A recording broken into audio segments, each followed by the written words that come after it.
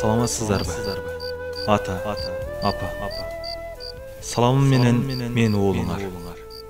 Алыс кош шаарынан студенттик өмүрүн кечирип, жашап, сиздерди сагынып, ушул катты жолдоп жатат.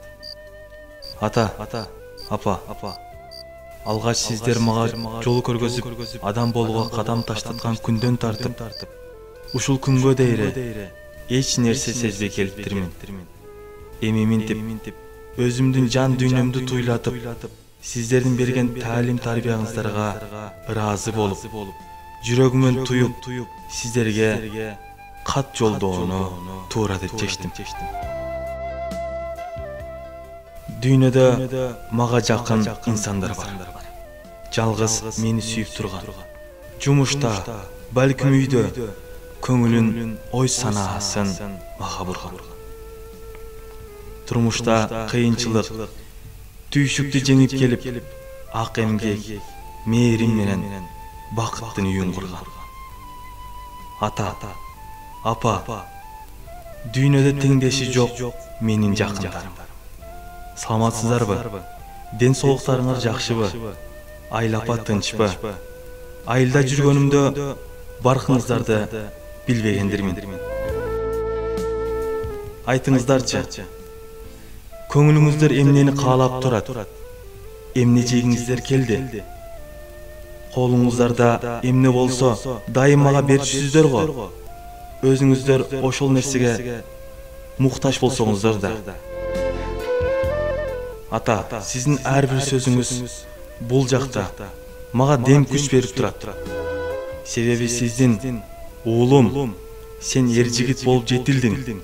Эми бизди ойлоп, бизге кам көрчү учуруңда келди деп колума чоң портфель карматып, Ош шаарына алгач алып келип, жогорку окуу жайга киргизгениңиз эсимде. Мына мен азыр студентмин. Буйруса окууну бүтүрсөм, иштесем, сиз айткан жакшы тилектерди орундатсам, ооруңузду колдон алам, ата. Апа, айтмакчы. Таекемден май, курут, нан, ошондой эле өзүңүз тиккен байпакты кошо салып жибериптирсиз. Баламдын буту жылуу жүрсүн деген окшойсуз. Бирок ал байпакты кийбедим жана кие албадым. Анткени ал байпакка сиздин колуңуз тийген, мээримиңиз, мээнетиңиз, көзүңүздүн нуру сиңген. Анан мен кантип ал байпакты кийип алайын, апа? Мен ал байпакты сактап койдум. Апа, сизден суранарым, ар убак мени ойлоп, сарсана тартканыңызды коюңуз. Себеби уулуңуздар эр жетип, сиздерге түшүк болбой, тескерисинче сиздердин түшүңүздөрдү өзү көтөрө алчу даражага жетип калды. Мен жакында окуумду аяктасам, атам экөөң тилек кылган мугалим болом. Ошондо сиздер элдер арасында менин уулум деп сыймыктана жүрөсүздөр деп ойлойм.